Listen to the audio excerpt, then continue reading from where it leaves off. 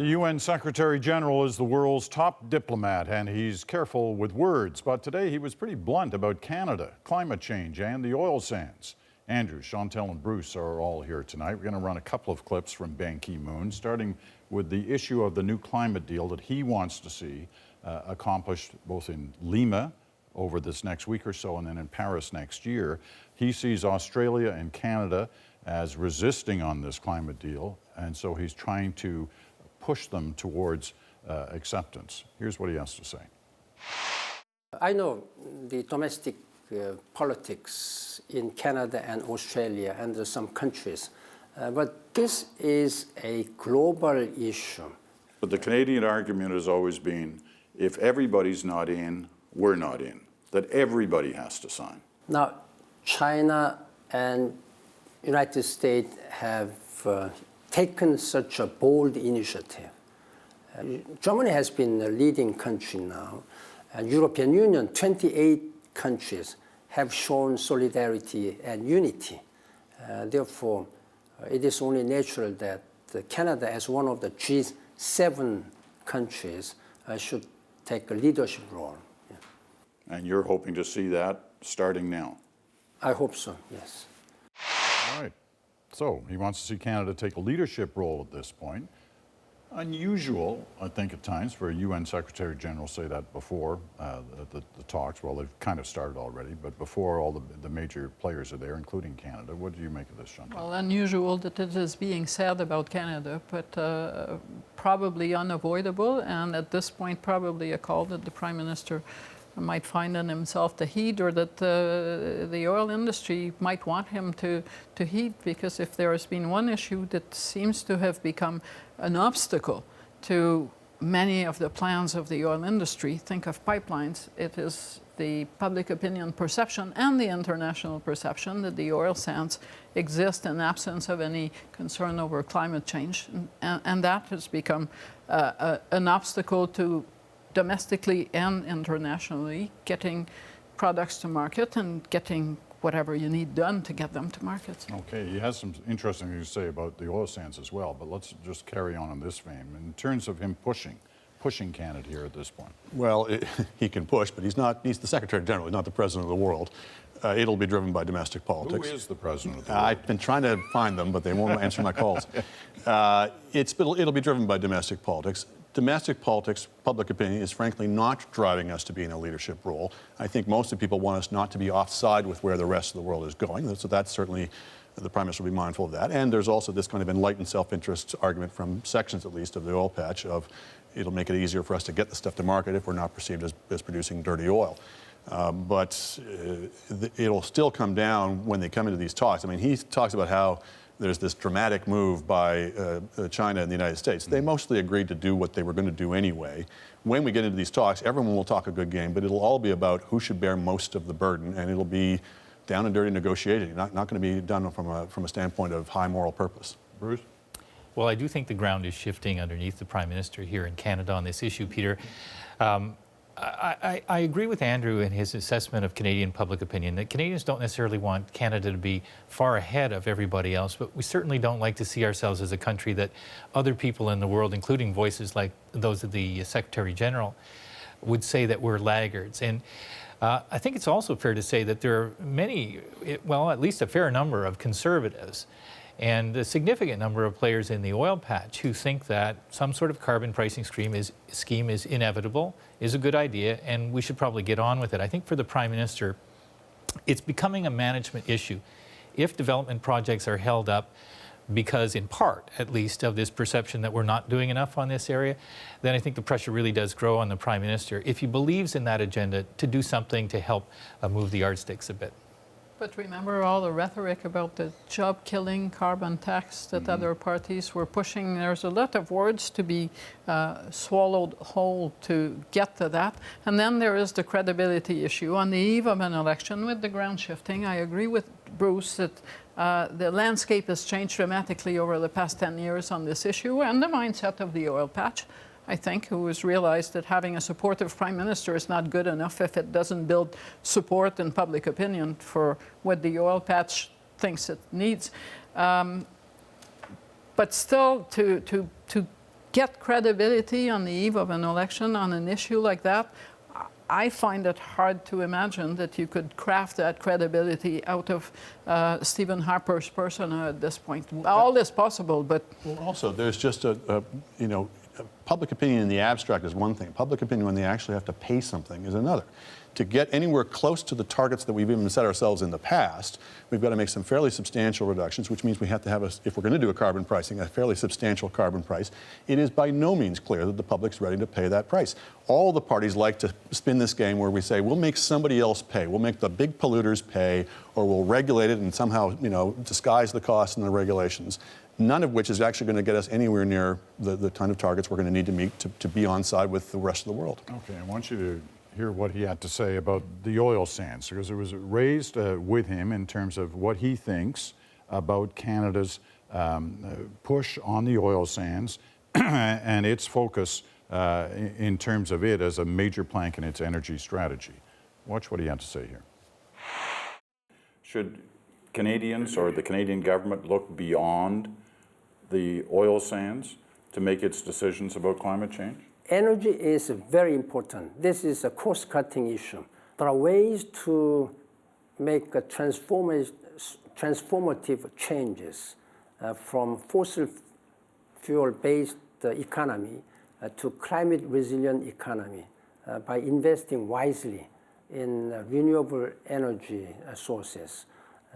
So back away from... Yes, Canada is advanced country, one of the top 7 countries, and you have many technological innovations. So with the technological innovation and financial capacity, you have many ways to make some transformative changes. Yeah. So shift focus away Yes, from projects like the oil course. sands. Shift focus away from projects like the oil sands.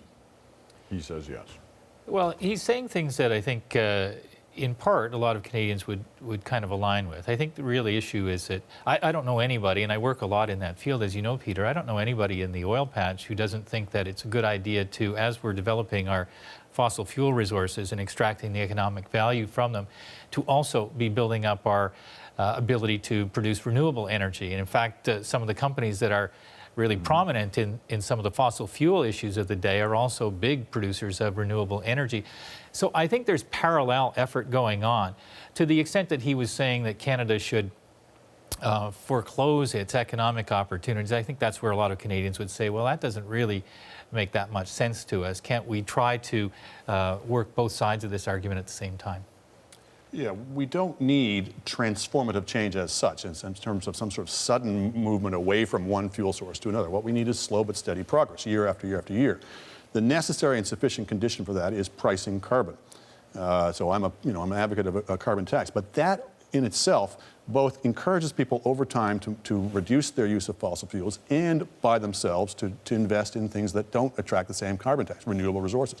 We don't need to be centrally planned. We don't need to be, quote unquote, investing in the sense of some massive public thing. And I think those things have been shown to be very ineffective and wasteful ways of going about it. But we do need to gather consensus around the idea that the least wasteful, most productive way to go about this is to price carbon. Chantal? I believe Canadians are able to change attitudes, but you need leadership. And the kind of body language that Canadians have had from the federal government has been carbon pricing bad, will kill the economy. Increasingly, it's becoming obvious that it's the carbon pricing bad speech that is actually killing prospects rather than the opposite. So I think on this, public opinion is probably ahead. Yes, nobody likes to pay taxes, but if there is a purpose to what you are doing, people are willing to listen. For that, you need to speak to them honestly about the options. And at this point, this hasn't been happening for 10 years. Well, you raise a good point, as you always do. But the issue about leadership, and whether it's the points that Ban Ki-moon mentioned, whether it's the debate over pipelines, whether it's the price of oil, we've seen such a dramatic drop in these past couple of months, all of those roll into this question of whether or not we need a more open dialogue on energy issues. I raised it with Alberta Premier Jim Prentice yesterday, a reminder of what he said. Watch this. Is it time that it goes beyond premiers meeting, behind closed doors with each other on these issues, and there be a fuller, more open discussion among all the first ministers of the country? Oh, I think that would be a good thing. I think that each province has their own way of looking at it. We each have our jurisdictional competencies that we're focused on. We all are trying to improve environmental outcomes, no more so than Alberta. Are you suggesting that you'd like to see a national First Ministers Conference on the issue of energy, which most suggest is one of the key issues in terms of Canada moving forward? Certainly, I've never had any opposition to that, and I'd be delighted to take part in that kind of a session. All right, Andrew accused me of baiting the Premier there and trying to get him to answer that one, but what about this issue? You've written about it, Andrew. First Ministers Conference, something open where Canadians can watch what is one of the big debates in the country, and there's a lot of different angles to it. I think there's some virtue in gathering together a lot of the different points of view and different interests here, including, I would say, particularly on this one, Aboriginal leaders, because that's also one of the keys to this whole thing. And there has been a problem where everyone's mistrustful of each other, everyone's pursuing their own separate agendas, nobody feels they have to balance off their needs and their claims against other people. I would only say a couple things. One is, nobody gets a veto in this. The provinces do not get to veto national infrastructure. That's why we came together as a country, was to have a common market. That is federal jurisdiction. If it meets the federal regulations, it should, other things being equal, go ahead. Reality politically, nevertheless, is we have to get buy-in from people, and we do need to address environmental concerns, we do need to address Aboriginal concerns, and so I think there's some validity in bringing people to the table, as long as it's clear nobody gets a veto. I like the idea of them at the table in the open. Yes. And Of course everybody we can see do, this with big it, debate. because Well, it's great we all- television, yes. but nevertheless, Let's- it's let's an agree. important national debate. No, and there's always going to be behind closed doors in backroom discussions. Sure. There's also virtue in having a public forum. I agree with that. What is missing, the ingredient that has been missing over all that we've seen, especially over the past few months, Premier meeting Premier, is federal leadership. Yes, it's like there's a ghost somewhere in Ottawa that is silent and probably moves in the night when no one is looking, but with no way to get a fix on leadership on this issue. But I also watched the debate over who has the prerogative to do this. It's a federal prerogative, and it's very nice in the abstract. And in a law school, I'm sure that I wouldn't want to argue against it. The problem is that when provinces like Ontario, Quebec, or British Columbia are saying that they're not going to buy in a pipeline, they may not have a constitutional right, but they speak for voters who also elect federal MPs.